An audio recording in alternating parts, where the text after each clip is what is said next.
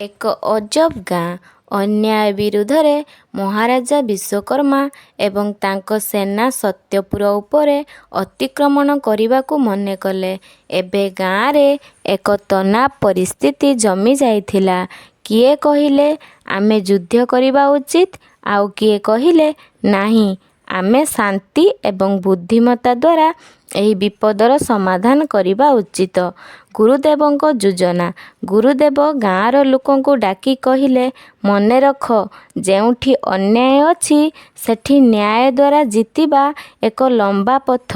ଆମେ ଏକ ନୂଆ ଯୋଜନା ନେବା ଉଚିତ। ସେ ଏକ ଉପାୟ ମନେ ଆଣିଲେ। ଏହି ରାଜା ଗୋଟିଏ ଲୋଭୀ ଏବଂ ଅହଙ୍କାରୀ ବ୍ୟକ୍ତି।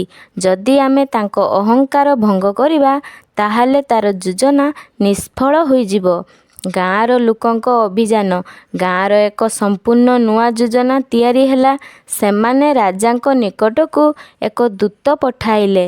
ଏହି ଦୂତ ଏକ ବୃଦ୍ଧ ବ୍ୟକ୍ତି ଥିଲେ, ଯାହାଙ୍କ ନାମ ପଣ୍ଡିତ ବିଶ୍ୱଧର।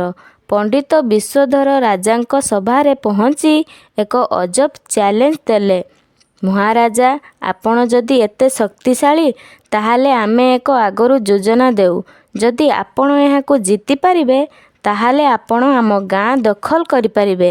ରାଜାଙ୍କ ଚ୍ୟାଲେଞ୍ଜ। ମହାରାଜା ବିଶ୍ୱକର୍ମା ଏହି ଚ୍ୟାଲେଞ୍ଜ ସ୍ୱୀକାର କଲେ ଏବଂ ପଚାରିଲେ, କ'ଣ ଚ୍ୟାଲେଞ୍ଜ? ପଣ୍ଡିତ ବିଶ୍ୱଧର ହସି କହିଲେ, ଆମେ ଏକ ଅଜବ ପ୍ରଶ୍ନ ପଚାରିବା।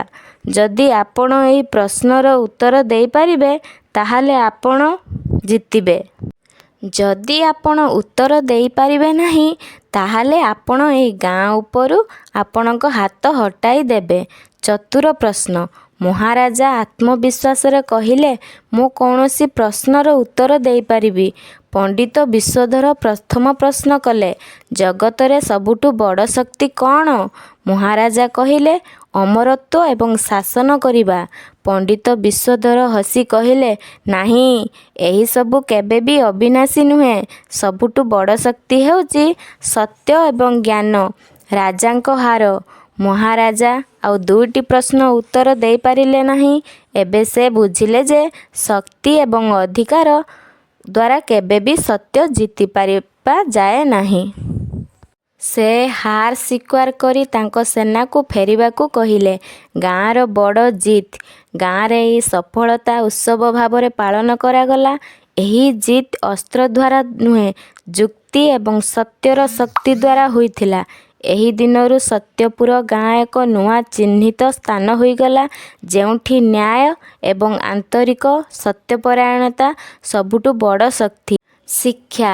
ଏହି କାହାଣୀ ଆମକୁ ଶିଖାଏ ଯେ ଶକ୍ତି ଏବଂ ଅହଙ୍କାର କେବେ ବି ଜିତିପାରେ ନାହିଁ। ସତ୍ୟରମେବ ଜୟ। ଏକ ଅଜବ ଗାଁ। ଗୁପ୍ତ ରହସ୍ୟ ଉଦ୍ଘାଟନ। ମହାରାଜା ବିଶ୍ୱକର୍ମା ହାରିଯାଇଥିଲେ। ଗାଁ ନିଜର ଜ୍ଞାନ ଏବଂ ସତ୍ୟର ଶକ୍ତି ଦ୍ୱାରା ଜିତିପାରିଥିଲା। କିନ୍ତୁ ଏହି ଜିତ୍ ଏଯାଏଁ ଗାଁର ଗୁପ୍ତ ଶକ୍ତି ବିଷୟରେ ଅନେକ ଚିନ୍ତା ଜଗାଇ ଦେଇଥିଲା।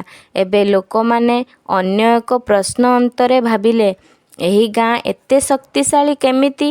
ଏଠି କୌଣସି ଅଲୌକିକ ଶକ୍ତି ଅଛି? ଏକ ଗୁପ୍ତ ଗୁମ୍ଫାର ରହସ୍ୟ। ଗାଁର ବୃଦ୍ଧମାନେ କହିଲେ, ଏହି ଗାଁ ନିଜର ଏକ ଅଜବ ଗୁମ୍ଫା ଯୋଗୁଁ ଏତେ ଶକ୍ତିଶାଳୀ। ଏହା ଗାଁର ପଶ୍ଚିମ ଦିଗରେ ଏକ ବୃହତ୍ ପାହାଡ଼ର ଭିତରେ ଅଛି। ଗୁରୁଦେବ ଏହି ଗୁମ୍ଫା ବିଷୟରେ କହିଥିଲେ, କିନ୍ତୁ କେବଳ ସତ୍ୟ ପଥ ଅନୁସରୀ ଲୋକମାନେ ମାତ୍ର ଏହାକୁ ଦେଖିପାରିବେ। ଏଥିରେ ଏକ ଅଜବ ଶିଳା ଅଛି, ଯେଉଁଥିରୁ ଜ୍ଞାନ ଏବଂ ଶକ୍ତିର ଏକ ଅଦୃଶ୍ୟ ଅଂଶ ନିଷ୍ପରଣ ହୁଏ। ଏକ ନୂଆ ଯାତ୍ରା। ଗାଁର ଏକ ଯୁବକ ଯଶୋ ଏହି ଗୁମ୍ଫା ଭିତରେ ପ୍ରବେଶ କରି ଏହି ରହସ୍ୟ ଖୋଜିବାକୁ ମନସ୍କା କଲେ। ସେ ଗୁରୁଦେବଙ୍କ ନିକଟକୁ ଗଲେ ଏବଂ ପଚାରିଲେ, ମୁଁ ଏହି ଗୁମ୍ଫା ଭିତରେ ଯାଇପାରିବି କି? ଗୁରୁଦେବ କହିଲେ, ଯଦି ତୁମେ ନିଜ ମନରେ ଭୟ ଏବଂ ଅହଙ୍କାର ନ ରଖି ଗୁମ୍ଫାକୁ ପ୍ରବେଶ କରିବ ତାହେଲେ ଏହି ଶିଳା ତୁମକୁ ଏକ ନୂଆ ଜ୍ଞାନ ଦେବ। ଗୁମ୍ଫା ଭିତରେ ଏକ ଅଦ୍ଭୁତ ଅନୁଭବ।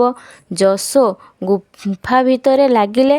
ସେ ଦେଖିଲେ ଗୁମ୍ଫାର ଦେଉଳି ଦେଉଳି ରାସ୍ତା ଏବଂ ଏକ ଅତ୍ୟନ୍ତ ପ୍ରକାଶମାନ ଶିଳା। ଯେତେବେଳେ ସେ ଏହାକୁ ଛୁଇଁଲେ ତାର ମନରେ ଏକ ଅଜବ ଧ୍ୱନି ଆସିଲା, ତୁମେ ଅପେକ୍ଷା କରୁନା, କାରଣ ଏହି ଗାଁର ଏକ ଅସଲ ରହସ୍ୟ ଆଉ ଅଛି। ସେ ବିବ୍ରତ ହେଲେ। କ'ଣ ଏହି ଗାଁ କେବଳ ଶିଳା ଦ୍ୱାରା ଶକ୍ତିଶାଳୀ ଅଟେ? ନା, କିଛି ଅନ୍ୟ କୌଣସି ଗୁପ୍ତ ଏହି ଗାଁର ଅସଲ ରହସ୍ୟ ଉଦ୍ଘାଟିତ ହେବ। ଆପଣ ଏହି ଗୁପ୍ତ ଶକ୍ତି ବିଷୟରେ ଅଗ୍ରସର ହେବାକୁ ଚାହୁଁଛନ୍ତି କି? ଯଦି ଚାହୁଁଛନ୍ତି ତାହେଲେ ଭିଡ଼ିଓକୁ ଗୋଟେ ଲାଇକ୍ କରି ସବସ୍କ୍ରାଇବ୍ କରିନିଅନ୍ତୁ ଏବଂ କମେଣ୍ଟ ମାଧ୍ୟମରେ ଜଣାନ୍ତୁ।